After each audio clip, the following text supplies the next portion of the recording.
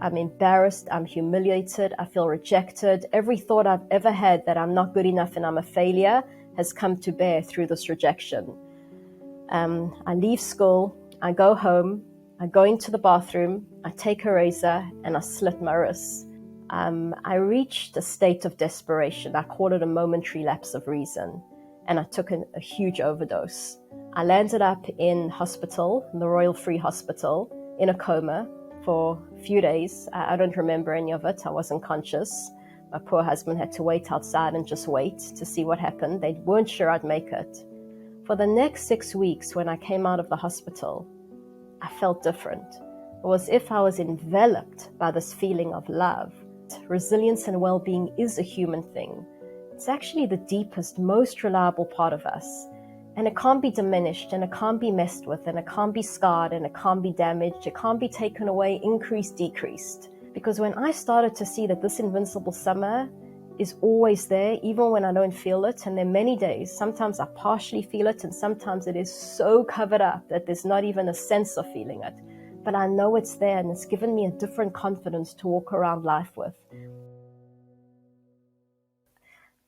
Hi, I'm Terry, and I'm really excited to be launching the first episode of the Resilience Files. So around 20 years ago, after a lifetime of struggling with poor mental health, I stumbled on a life-changing realization about my own resilience and well-being. And this event, which I'm going to share with you in this podcast, radically changed my life in so many ways, both personally and professionally. I've written 2 books on the subject, and I've worked with thousands of individuals and groups over the past 15 years, offering a new understanding of well-being and resilience and our relationship to it. And all of this led to me founding the organization iHeart, a mental well-being organization that has impacted countless of people in over 20 countries around the world.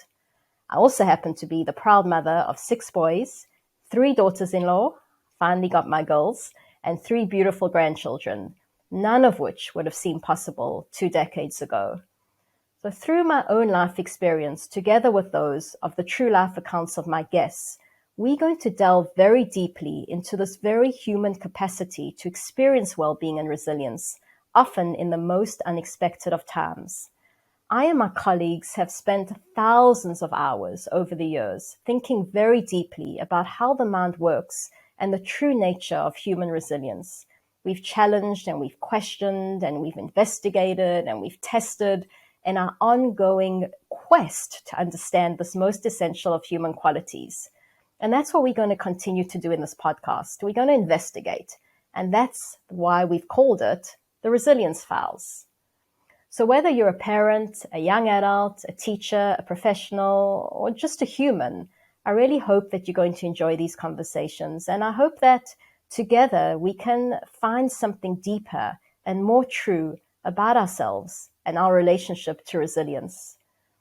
Through these conversations, we're going to be investigating also some of the half-truths or untruths about well-being and resilience that we've picked up as a society and I think are detrimental and even harmful to our collective well-being.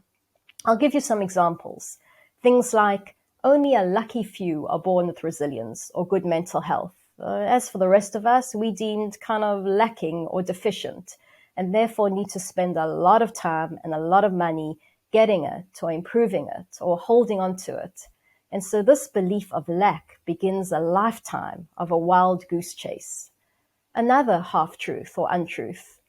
We believe that certain conditions need to be in place in order for us to be really okay, and that certain events or situations can potentially break us or scar us or even damage us. But what if this isn't true? It for sure feels true and for sure felt true for me. But what happens if mental health and resilience is a human thing? What if it's built into our psyche and is unbreakable? This means it can be accessed by anyone, by me, by you, no exceptions. And it also means that no one and no thing can give it to us or take it away from us. It's within us, always. It's sacrosanct.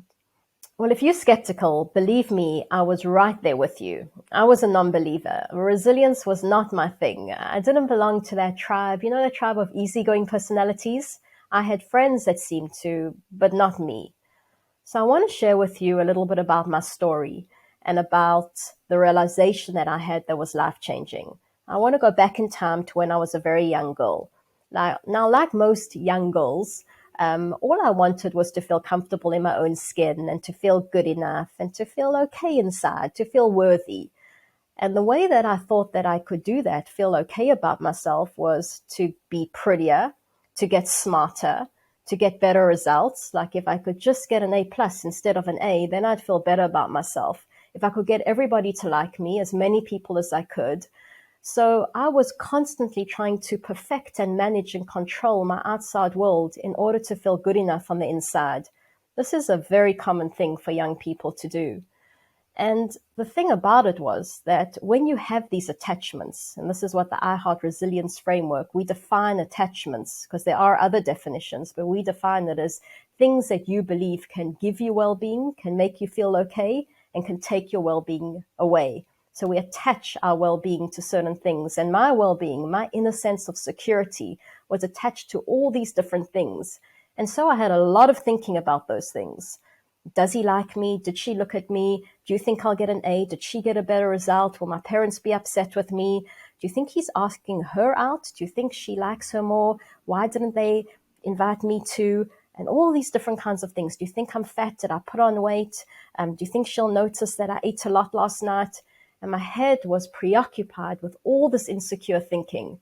And of course, we know that thinking creates feeling. And so I had a lot of feeling, uncomfortable feeling. And this kind of feeling was anxiety, self-consciousness, self-doubt, loneliness, feeling different. And I lived in this feeling, and it's a very instinctive human response when we're feeling bad to want to distract ourselves from feeling, to make us to find something, some kind of strategy to feel better. My coping mechanism or strategy, the best that my little mind could come up with at the time, was an eating disorder. If I could starve myself, then I'd feel better about myself. If I could just get thinner, then I'll feel better. If I can just throw up my food after I've had a binge, then I'll feel better about myself. Another coping mechanism or strategy I came up with was self-harm, where I could just cut myself or give me relief. Now, these were not very healthy coping mechanisms to come up with, but they were the best that my mind could offer me at that young age.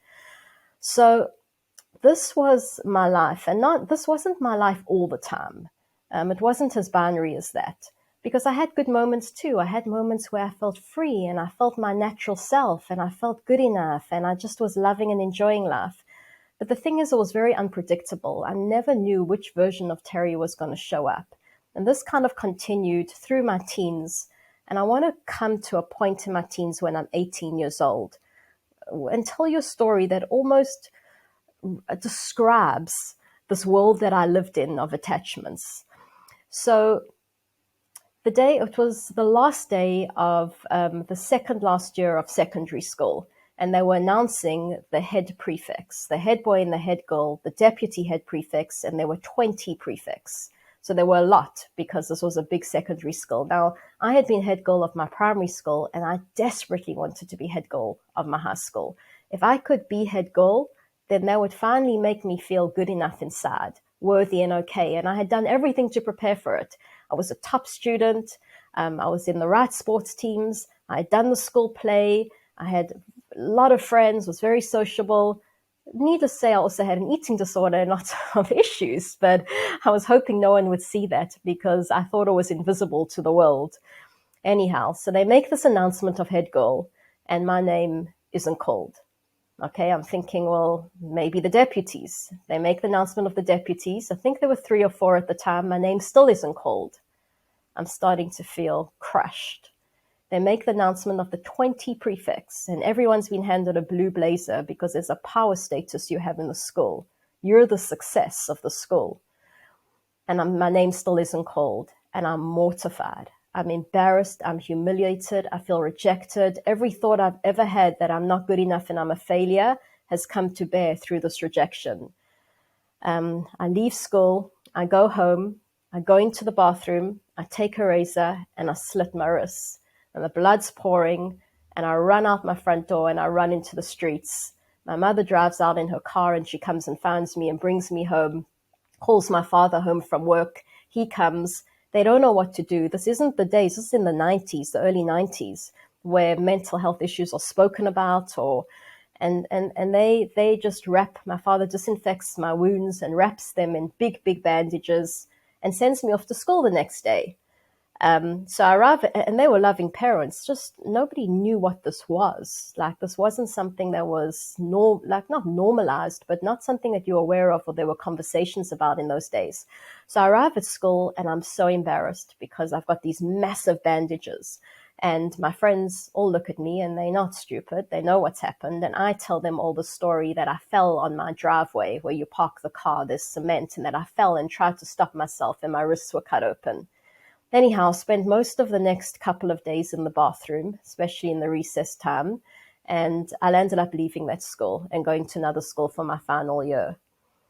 Now, I want to contrast this with something that happened to my son about 20 years later. So my second eldest son, he went up for head boy at his school.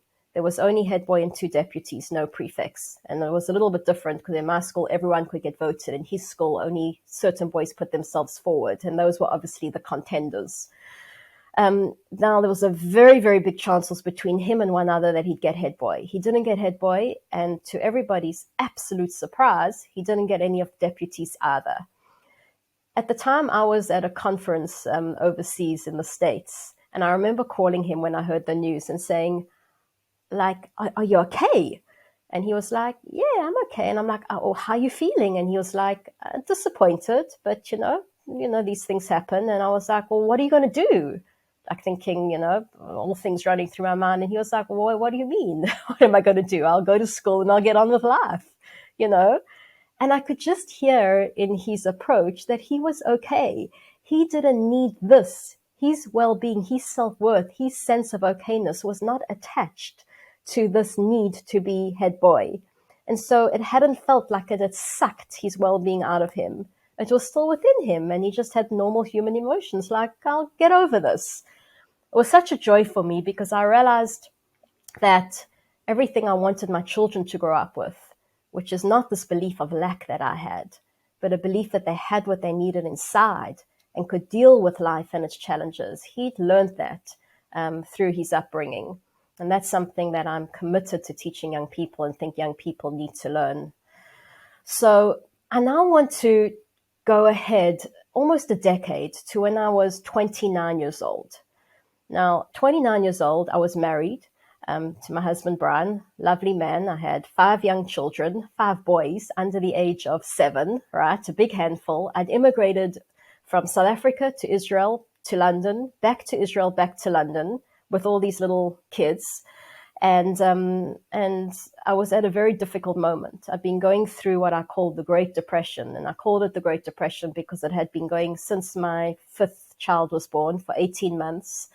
And unlike other depressions that I went through, which kind of came, I used to say they used to flirt with me. They'd come for like 5-6 months and then leave.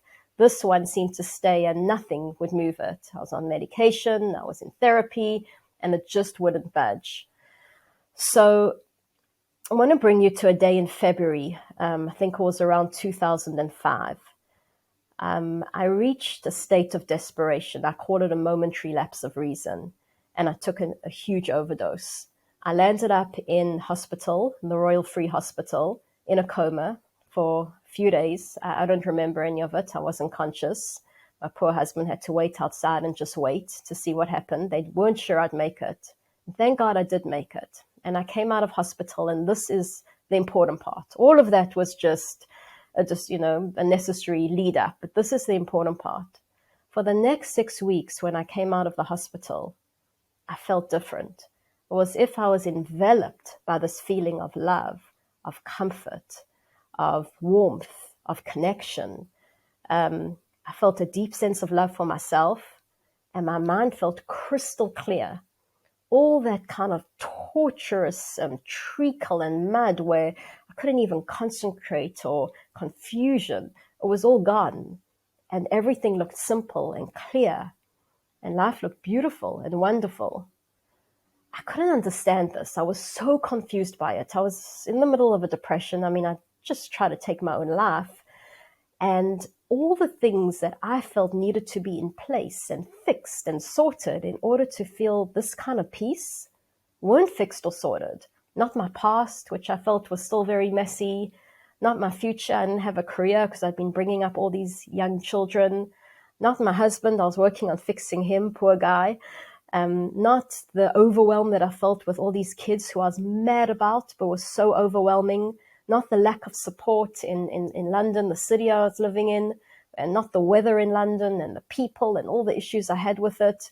None of that. Not my personality, not my weight. I was a few stone overweight after having so many pregnancies in a short space of time. Nothing had been sorted or fixed that I thought needed to in order to feel so good inside, but yet I did. At the time, I thought about it as an invincible summer, and I got that from the poem by Albert Camus, which goes something like, in the midst of winter, I found within me an invincible summer. In the midst of hate, I found within me an invincible love. In the midst of chaos, I found within me an invincible peace. In the midst of tears, I found within me an invincible smile. And this made me happy because I knew however hard life pushed at me, I had something in me stronger, more powerful, pushing right back. That's just paraphrasing it. It's so powerful. But I felt like I had this invincible summer and I wondered, was this always in me? Why is it now? I was so confused by why I was experiencing it now. And the truth is that it didn't last that long. After 6 weeks, it started to disappear and I started to struggle again. But there was a difference because I now had almost like a North Star. I had some hope and I had this thought, if this was within me, could it have been there all the time? Why does it get covered up and how can I uncover it again? And so I went on a quest to learn more about this invincible summer. And it's almost like these two roads appeared before me, you know, the Robert Frost poem, The Two Roads. And I took the one less traveled. So the one that I was traveling on was somebody who struggles with mental health. And let's look at more medication and let's look if you maybe need to spend time in a place as an inpatient. But I decided to go on a different path, a path where at the time I called it, I wanted to find the health in Terry. I knew that there were times in my life where I felt good. I felt my natural self. I felt comfortable in my own skin. And I wanted to find those times, more of that time, that health in Terry. And I want to tell you, I gave myself 6 months to either fail or succeed. And within these 6 months, a lot happened, and it was a difficult time. There were lots of ups and downs, and it felt like a roller coaster. And I want to share with you 2 things that kept me going in these 6 months. The one was that I kept getting glimpses of that feeling again. And when I got it now, I didn't reason it away. I didn't say, okay, it's nothing, because most of the time I feel terrible. I was like, there it is again, and I appreciated it. It kept showing me that I wasn't far from it, and that gave me a lot of hope. The second thing was that I essentially fired myself. You know, what I felt at the time was that all the thinking and the brilliant reasoning that went on in my mind had actually got me to the lowest point in my life where I took my own life. So I didn't trust it anymore. And so, you know, I always had an answer for everything. Well, how come I struggle? Well, that's because you've got an A-type personality. Well, how come she does better than me? Well, that's because she had a better upbringing. You know, I always answered it away. But now because I fired myself, it's almost like I went back to being a baby, learning how to walk and talk. I was now learning about life and how people live life and do life. And my mind became quieter because I didn't have this incessant noise because I was just ignoring it. And it quieted down and I started to get curious and watch and observe people. And in this watching and observing, I started to learn something about humanity. Part of the observing was also reading, voraciously reading any memoir or biography I could get my hands on. And most of these were people who'd gone through tremendous adversity. It doesn't matter if it was poverty, if it was a physical illness, a mental illness, if they were crashed in the Andes or got rejected for 10 years by their music label. I was interested in human struggle. My husband at the time said to me, like, you're such a masochist. Why are you reading all these depressing things? Because I just kept coming home with new books. But I wasn't interested in the struggle as much as what accounted for the transformation that allowed all these people who individually were so different. Some were not attractive. Some were beautiful, superstars. Some had no money. Some had tons of money. Different religions, different races. There were all these individual differences between them. But yet there was some common thread running through their stories, something universal that spoke to this human spirit. I called it at the time, this human resilience, this capacity to overcome struggle and be better as a result of it. And that's what I was interested in, because I started to think, yeah, that's a human thing. I knew that. That's a human thing. It's not a Terry thing. And I stumbled on that too. I touched into that when I came out of the hospital. And what I want to say is that 6 months later, I was a totally different person. Life looked different. It felt like life was coming through me, not coming at me. I felt secure in the inside. And I want to share with you some of the things that I learned that we're going to be continually talking about with our guests through the podcasts. So one of the things is that resilience and well-being is a human thing. It's actually the deepest, most reliable part of us. And it can't be diminished, and it can't be messed with, and it can't be scarred, and it can't be damaged. It can't be taken away, increased, decreased. It's a constant, and it's within us. It's the fabric of our psyche. It's what's left when everything else falls away. And it's why, by the way, people are always looking to get a quiet mind. Oh, my mind quietens down when I go on holiday. Oh, I do meditation. I do yoga. That's when my mind quietens down. Because when our minds quieten down, we feel our natural state. We feel what's left. And what's left is this deeper well-being. So that's the first thing that I wanted to share. And we're going to be constantly looking at that through different stories. The next thing was that I learned that it can be covered up. And mine got covered up by quite a voracious winter, but it's still there. It's still there. And that means a lot, because when I started to see that this invincible summer is always there, even when I don't feel it, and there are many days, sometimes I partially feel it, and sometimes it is so covered up that there's not even a sense of feeling it. But I know it's there, and it's given me a different confidence to walk around life with. I used to feel that life was too big for me, and now I feel that I'm big enough for life. So, there's a metaphor that we use at iHeart around the sun and the clouds. And we compare well-being to the sun, because the sun is a constant. It's always there. It doesn't go anywhere, right? It looks like it travels east to west and disappears, but it's always there. It doesn't move except on its own axis. Okay, and the sun has these natural characteristics of light and warmth and energy, just like our well-being has these natural characteristics of gratitude and love and clarity of mind and connection and optimism and clear thinking, some of the things that I described earlier.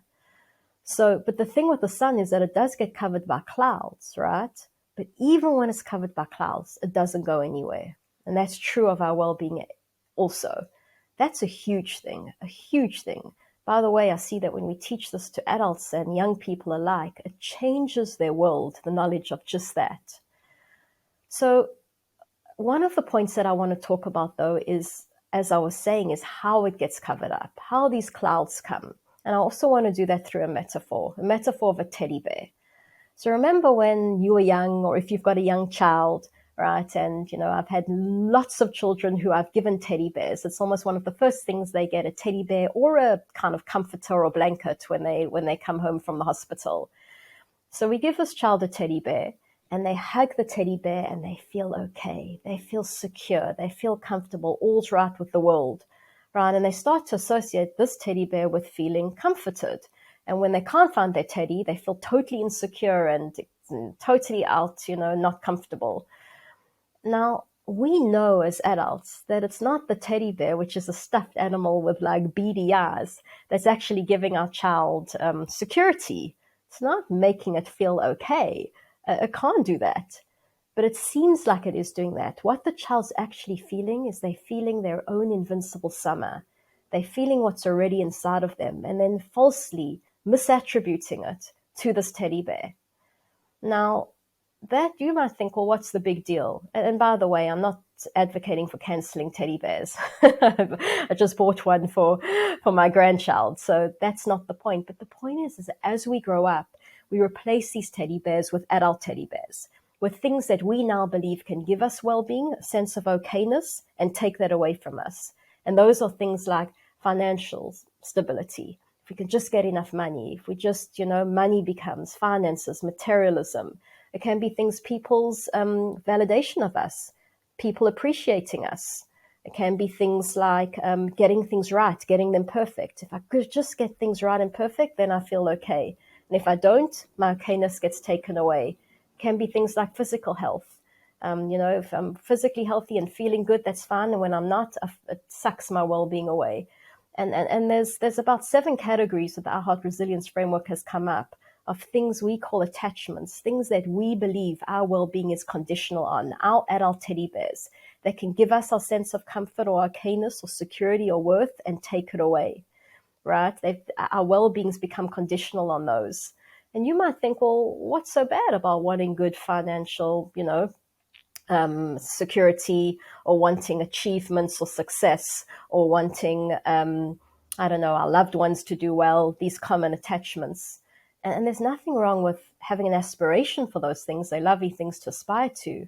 But when our inner sense of security, our unconditional and innate, we were born with it, it's built into us, well-being, when we think and believe that it's conditional on that those things can give it to us and take it away from us, then we're vulnerable and we're at the effect of them. We're constantly up and down according to how well our attachments are doing.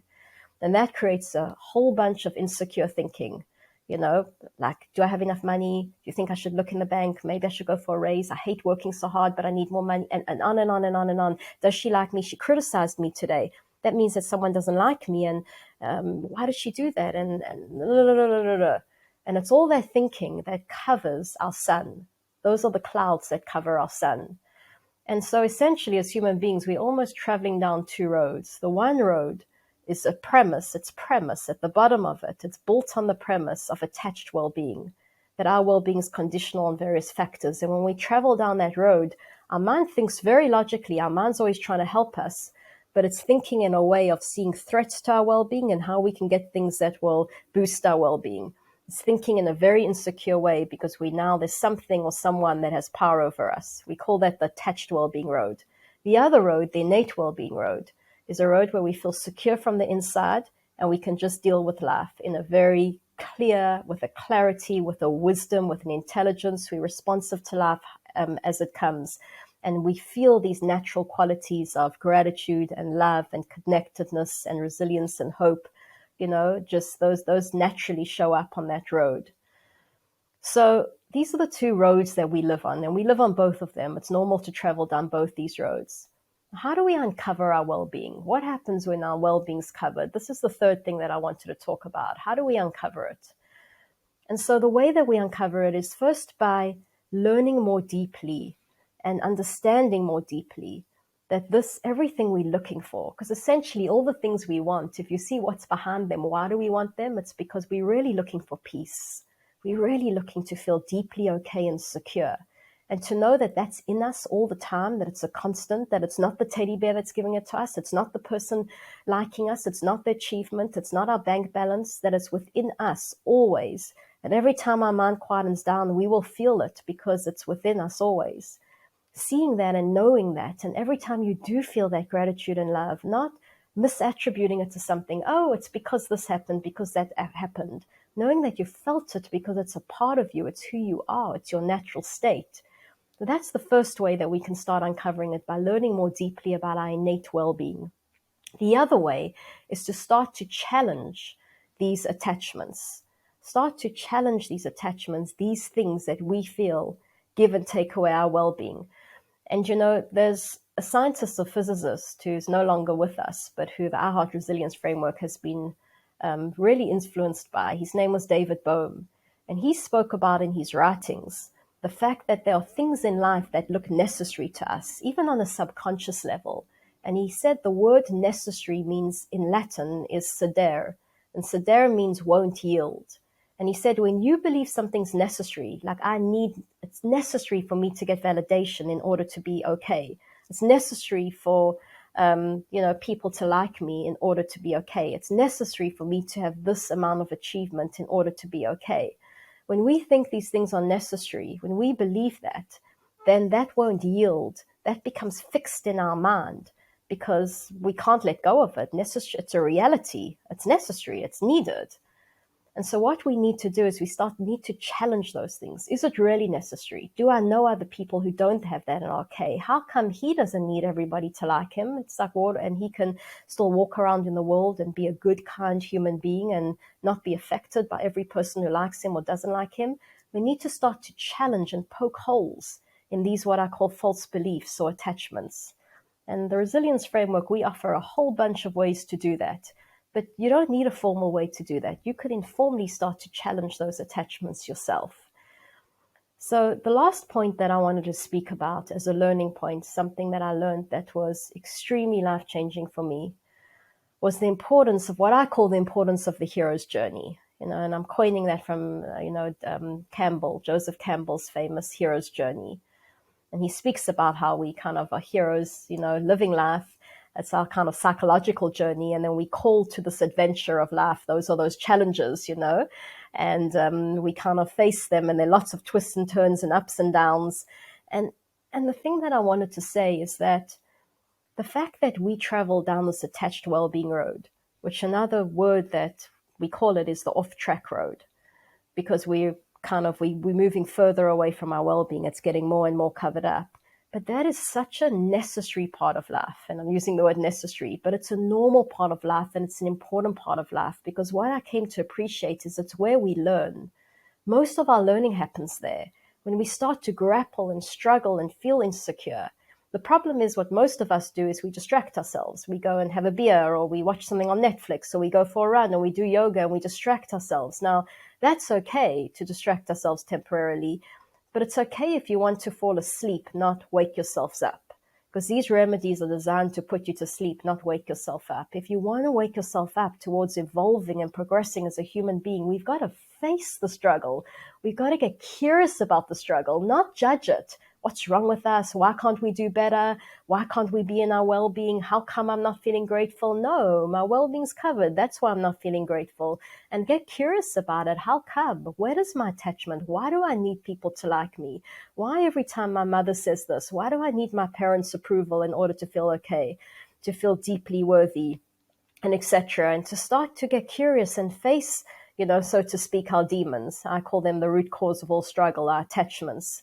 And it's in that work that we start to chisel out a more balanced character. But that work is essential because of what helps us mine and uncover more of these beautiful resources that are within us. And if you understand that's the work of the off-track road, of the attached well-being road, then you're going to feel more resilient on it. You're going to have a perspective. You're going to start to say, I'll use the language to my husband and like, yeah, I'm off track today. I feel quite anxious, etc. But he can hear when I'm saying it that there's a resilience there. There's a perspective there. I'm not terrified by what I'm feeling because I understand why I'm feeling what I'm feeling. And I understand that the upstream, there's an attachment that I've got to do work with, because many of these attachments, and I've got many to this day, are so deeply embedded and have been so deeply embedded in our subconscious from God knows where, when, that we need to challenge them and poke them and weaken them. Some of them fall away quite easily, and some of them are quite stubborn. And that's the beauty and the work of being a human. So these are some of the themes that will come up in our podcast and some of the learning I had, and I'm so grateful to have had, because it literally changed my life. Gave me a beautiful life, but not a life without struggle. And that's one of the points that's important to make. So I really hope you enjoyed this first session of the Resilience Files. And for the rest of the series, we're going to be speaking to guests who are normal people like me and you. They're humans. And they too, like us, have experienced times of really deep pain and times of abundant blessing. And some might have a profile in the media and others might not. But they've all had challenges. And some of these challenges will be in areas of loss, grief, regressive health diagnoses, family struggles, breakdowns.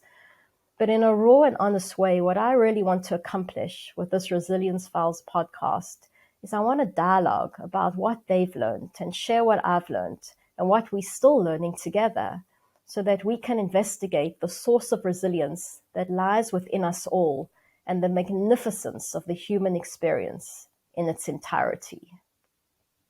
I hope you enjoyed this episode. Please follow or subscribe so that you can stay up to date with our latest episodes.